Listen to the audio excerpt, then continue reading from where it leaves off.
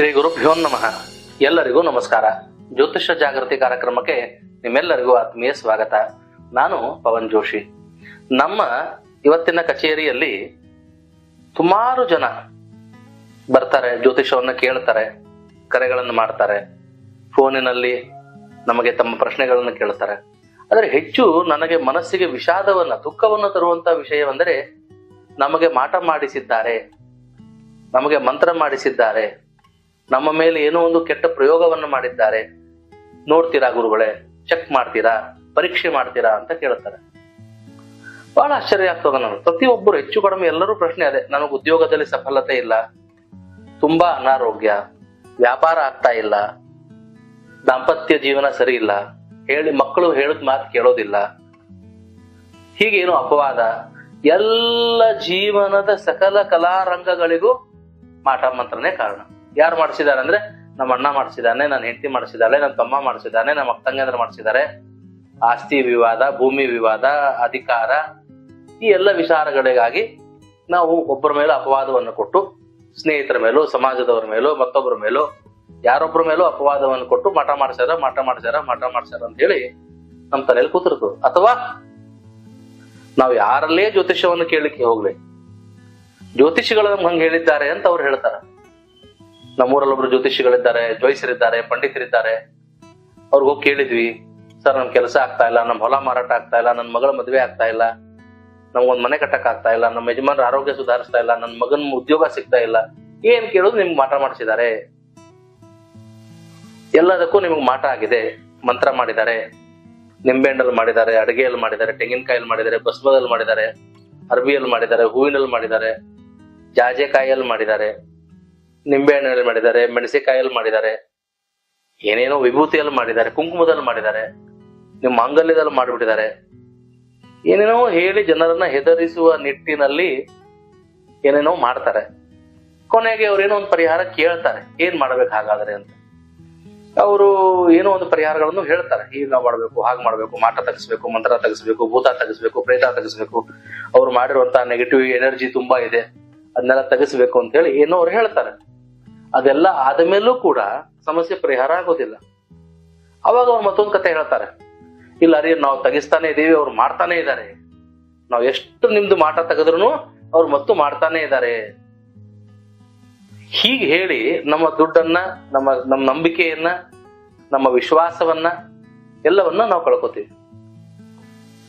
ನಾನು ಇವತ್ತಿನ ಈ ವೇದಿಕೆಯ ಮೂಲಕ ಎಲ್ಲರಲ್ಲಿ ಹೇಳುವುದೇನೆಂದರೆ, ನಮಗೆ ಮಾಟ ಮಂತ್ರದ ದುಷ್ಪರಿಣಾಮ, ಮಾಟ ಮಂತ್ರ ಕೃತ್ರಿಮದ ಈ ಒಂದು ಮಾಯಾಜಾಲದಲ್ಲಿ ನಾವು ಎಷ್ಟೋ ಮುಗ್ಧರು ಸಿಕ್ಕಾಕೊಂಡಿದ್ದೇವೆ ಅಂತಂದ್ರ ವಿನಾಕಾರಣ ನಾವು ಮೋಸಕ್ಕೊಳಗಾಗ್ತಾ ಇದ್ದೇವೆ. ನಾವು ಜನ್ಮಾಂತರವಾಗಿ ನಮ್ಮ ಹಣೆ ಬಾರದಲ್ಲಿ ಬರೆದುಕೊಂಡಿರ್ ಬಂದಿರ್ತೇವಲ್ಲ, ಕರ್ಮದ ಗಂಟು, ಒಳ್ಳೆಯದು ಕೆಟ್ಟದ್ದು, ಅದನ್ನೇ ನಾವು ಅನುಭವಿಸ್ತೀವಿ. ನಾವು ಮನಸ್ಸಿನಿಂದ ದುರ್ಬಲರಾಗಿದ್ದರೆ, ನಮ್ಮ ಪ್ರಯತ್ನ ಪರಿಶ್ರಮಕ್ಕೆ ನಾವು ಸರಿಯಾಗಿ ಅರ್ಹರಿಲ್ಲದಿದ್ದರೆ, ನಾವು ಮಾಡುವ ಕೆಲಸ ಕಾರ್ಯದಲ್ಲಿ ನಮಗೆ ವಿಶ್ವಾಸ ಧೈರ್ಯ ಇಲ್ಲದಿದ್ದರೆ ನಮಗೆ ಈ ರೀತಿಯ ಸಮಸ್ಯೆಗಳು ಬರ್ತಾವ. ಮಾಟ ಮಂತ್ರ ವಿಚಾರ ಇತ್ಯಾದಿಗಳೆಲ್ಲ ಸತ್ಯವೋ ಅಸತ್ಯವೋ ಎರಡನೇದು. ಮಾಟ ಮಂತ್ರ ಅನ್ನೋದು ನಿಜವಾಗಿಯೂ ಅದನೋ ಇಲ್ಲೋ ಅದು ಎರಡನೇದು. ಆದ್ರೆ ಇವತ್ತಿನ ಕಾಲಮಾನದಲ್ಲಿ ಜನರ ತಲೆಯಲ್ಲಿ ಏನ್ ಮಾಟ ಮಂತ್ರ ಅಂತದಲ್ಲ, ಅದೆಲ್ಲ ಕಾಲ್ಪನಿಕ, ಅದೆಲ್ಲ ಬೋಗಸ್. ಅವೆಲ್ಲ ಇಲ್ಲವೇ ಇಲ್ಲ.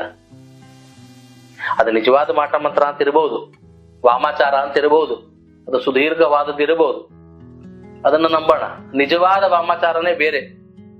ಈ ಢೋಂಗಿಗಳು ದಿನನಿತ್ಯದ ಜೀವನದಲ್ಲಿ ನಮಗೆ ಬರುವ ಕಷ್ಟಗಳಿಗೆಲ್ಲ ಮಾಟ ಮಾಡಿಸಿದ್ದಾರೆ ಅಂತ ಏನು ಹೇಳಿ ನಮ್ಮಿಂದ ದುಡ್ಡು ಸುಲಿಗೆಯನ್ನು ಮಾಡ್ತಾರ, ಅವೆಲ್ಲ ಸುಳ್ಳು.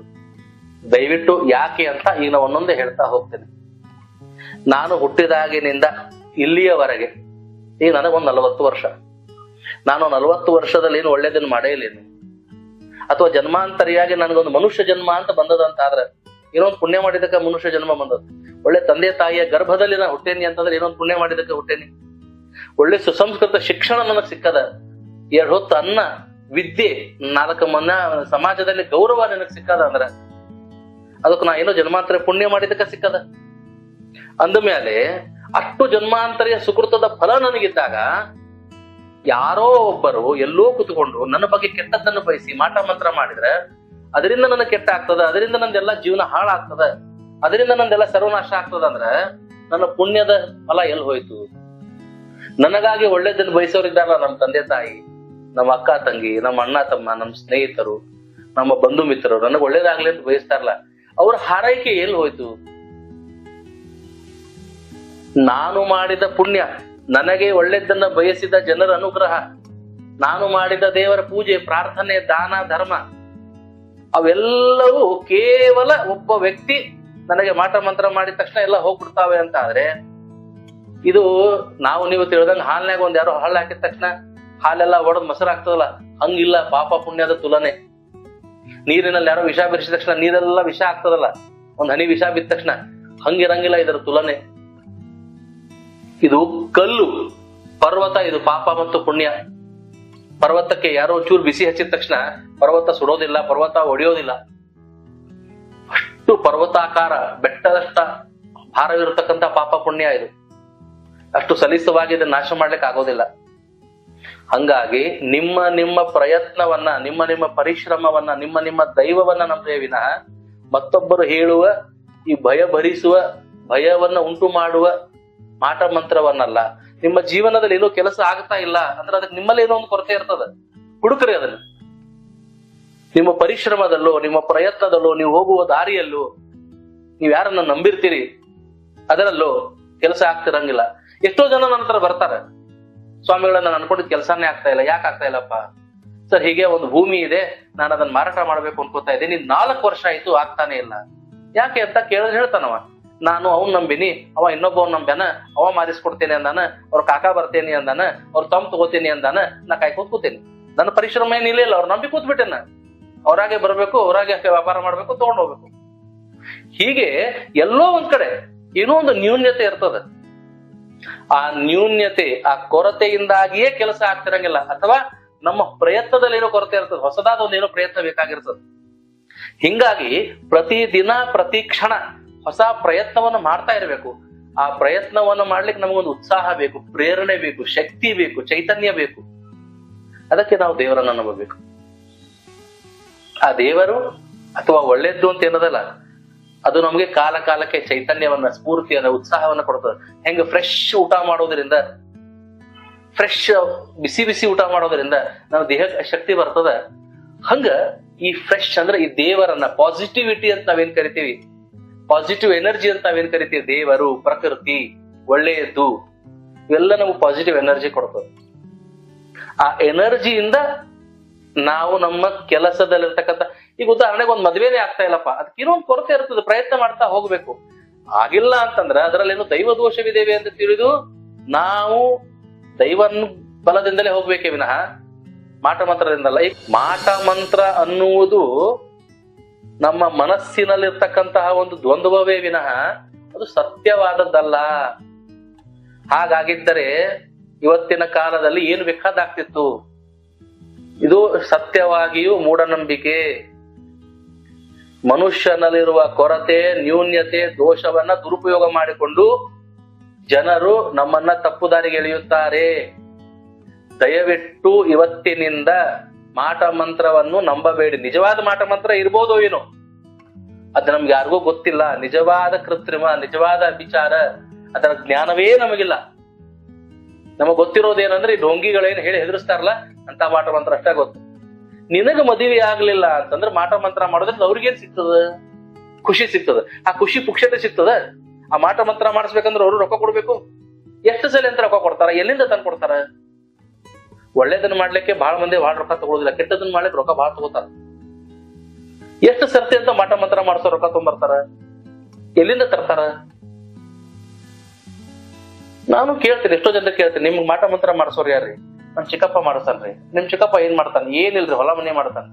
ಎಷ್ಟು ಹೊಲ ಅದರಿ? 1-2 ಎಕರೆ ಹೊಲ ಅದ. ಎಷ್ಟು ದುಡಿತಾನ? ತಿನ್ನಕ್ಕೂ ಗತಿಲ್ರಿ. ಅವಂಗೆ ತಿನ್ನಕ್ ಗತಿ ಇಲ್ಲ, ಅವ್ ಇವ್ರಿಗೆ ಮಾಟ ಮಂತ್ರ ಮಾಡಿಸ್ತಾನ. ಹೆಂಗ್ ಮಾಡಿಸ್ತಿದ್ದಾನು? ಅಷ್ಟು ತಲೆಯಲ್ಲಿ ಭ್ರಾಂತಿ, ಅಷ್ಟು ನೆಗೆಟಿವ್ ಎನರ್ಜಿ ತುಂಬ್ಕೊಂಡ್ಬಿಟ್ಟಿರ್ತಾವ. ಇದರಿಂದಾಗಿ ಜನರಿಗೆ ಏನಾಗ್ಬಿಟ್ಟದಪ್ಪ ಅಂತಂದ್ರ, ಒಟ್ಟು ಆ ಜೀವನದಾಗ ಒಳ್ಳೇದಾಗತ್ತಿಲ್ಲ, ಯಾರೋ ಮಾಟ ಮಂತ್ರ ಮಾಡ್ಸಾರ, ಅದನ್ನ ನಂಬಿ ಕೂತ್ ಬಿಡೋದು. ಯಾರು ಬೇಕಾದವ್ರು ಕೇಳ್ರಿ, ನಂಗೆ ಮಾಟ ಮಂತ್ರ ಆಗ್ಯದ್ರಿ, ಅದಕ್ಕ ನನ್ನ ಜೀವನ ಹಾಳಾಗೈತಿ. ಯಾರ ತೆಗೆಯವರಿದ್ದಾರೆ? ಮಠ ತೆಗೆಯೋರಿದ್ದಾರೆ, ಮಂತ್ರ ತೆಗೆಯೋರಿದ್ದಾರೆ. ಹಂಗಾಗಿ ಜಗತ್ತಿನಾಗ ಇಂಥವ್ರು ಬಹಳ ಮಂದಿ ಉಟ್ಕೊಂಡ್ಬಿಟ್ರ. ಇದರದ್ದೇ ದುರುಪಯೋಗ ಮಾಡ್ಕೊಂಡು ಆರಾಮ್ ಜೀವನ ಮಾಡ್ಕೊಂಡಿದ್ದಾರೆ. ದಯವಿಟ್ಟು ನಾನು ಕೈ ಮುಗಿದು ಈ ಕಾರ್ಯಕ್ರಮದ ಮೂಲಕ ಕೇಳ್ಕೊಳ್ತೇನೆ, ಈ ತರದ ಮಾಟ ಮಂತ್ರ ಅಭಿಚಾರ ಯಾವುದು ಇಲ್ಲ. ನಿಮ್ಮ ಜನ್ಮಾಂತರಿಯ ಪ್ರಾರಬ್ಧವೇ ನಿಮ್ಮ ಕಷ್ಟಗಳಿಗೆ ಕಾರಣ ಆಗಿರ್ತದೆ. ನಿಮ್ಮ ಜನ್ಮಾಂತರಿಯ ಆಧ್ಯಾತ್ಮಿಕ, ಆದಿ ದೈವಿಕ, ಆದಿ ಭೌತಿಕ ತಾಪಗಳಿಂದಲೇ, ನಮ್ಮ ಅಪೇಕ್ಷಾದಿಗಳಿಂದಲೇ, ನಮ್ಮ ಈರ್ಷಾ ದ್ವೇಷ ಭಾವಗಳಿಂದಲೇ ನಮ್ಮನ ಅವಶ್ಯಕತೆ ಹೆಚ್ಚಾಗುತ್ತಿದ್ದಂತೆ ನಮಗೆ ಕೊರತೆಗಳು, ತೊಂದರೆಗಳು, ದುಃಖಗಳು ಹೆಚ್ಚಾಗುತ್ತವೆ. ನಮ್ಮ ಎಲ್ಲ ಕಷ್ಟಗಳಿಗೆ, ದುಃಖಗಳಿಗೆ, ಸಮಸ್ಯೆಗಳಿಗೆ ನಾವೇ ಕಾರಣ, ಬೇರೆ ಯಾರೂ ಅಲ್ಲ. ಅದಕ್ಕೆ ನಾವೇ ಪರಿಹಾರವನ್ನು ಹುಡ್ಕೋಬೇಕು, ಯಾರಿಂದಲೂ ಸಿಗೋದಿಲ್ಲ. ದಯವಿಟ್ಟು ಆ ರೀತಿ ಇದ್ದಲ್ಲಿ ದೈವವನ್ನ ನಂಬಿ ದೈವ ಮಾರ್ಗದಲ್ಲಿ ಹೋಗಿ ನಿಮ್ಮ ಕಷ್ಟಗಳನ್ನ ಬಗೆಹರಿಸಿಕೊಳ್ಳಿ ವಿನಃ ಈ ರೀತಿ ವಾಮ ಮಾರ್ಗದಲ್ಲಿ ಹೋಗಿ ಕಷ್ಟಕ್ಕೆ ಗುರಿಯಾಗಿ ಸಂಪಾದನೆ ಮಾಡಿರುವ ದುಡ್ಡನ್ನ, ಮನಃಶಾಂತಿಯನ್ನ, ನಂಬಿಕೆಯನ್ನ ಕಳ್ಕೋಬೇಡಿ ಅಂತ ಹೇಳುತ್ತಾ ಈ ಸಂಚಿಕೆಗೆ ವಿರಾಮವನ್ನು ಕೊಡ್ತಾ ಇದ್ದೇನೆ. ಎಲ್ಲರಿಗೂ ಶುಭವಾಗಲಿ. ನಮಸ್ಕಾರ.